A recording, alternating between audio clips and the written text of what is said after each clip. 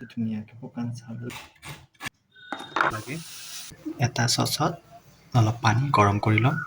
পানীখিনি গৰম হৈ গৈছে, এতিয়া ইয়াতে গুড়াখিনি দি দিম।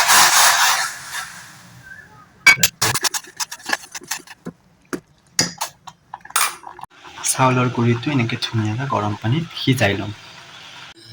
গুড়াখিনি এনেকৈ উলিয়াই লৈছোঁ, এতিয়া ঠাণ্ডা হ'ব দিম।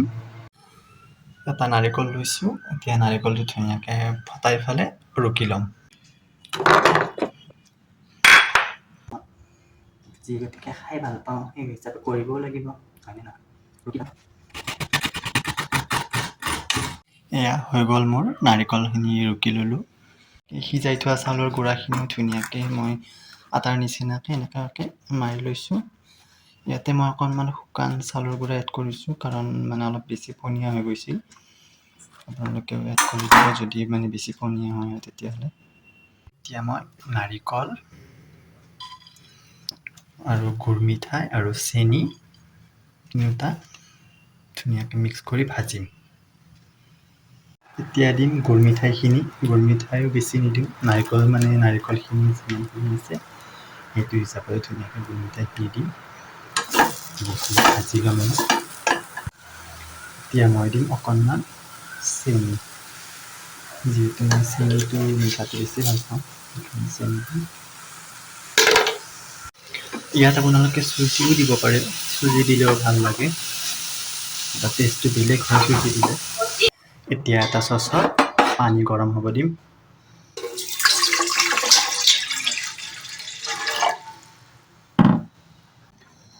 এতিয়া ধুনীয়াকৈ এনেকুৱাকৈ এটা সৰু সৰু চাইজৰ ধুনীয়াকৈ লাড্ডু বনাই তাতে অকণমান শুকান গুড়িটো মিক্স কৰি এনেকুৱাকৈ ধুনীয়াকৈ বনাই ল'ব।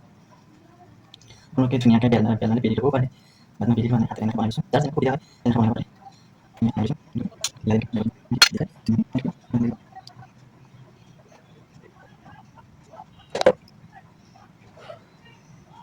মাৰি দিব, তেতিয়া দেখাত ধুনীয়াও দেখি আৰু ছাইডেৰে ওলাইও নাযায়।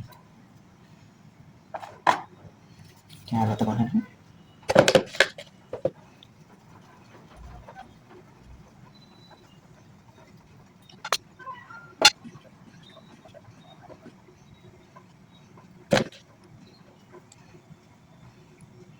হাতখনত লাগি যোৱা যেন পালে অকণমান শুকান চাউলৰ গুড়িটো লগাই ল'ব, তেতিয়া লাগি নধৰে আৰু ধুনীয়াকৈ হৈ যায়। এতিয়া মই ইয়াতে অকণমান ৰিফাইন তেল দি ল'ম।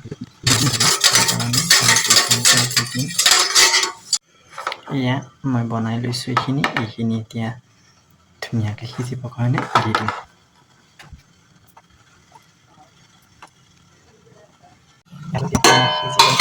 সিজি যায়।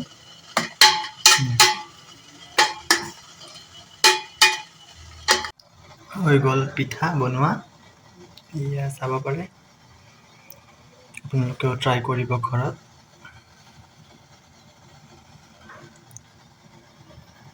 ভাল লাগিলে ভিডিঅ'টো লাইক কমেণ্ট কৰি দিব।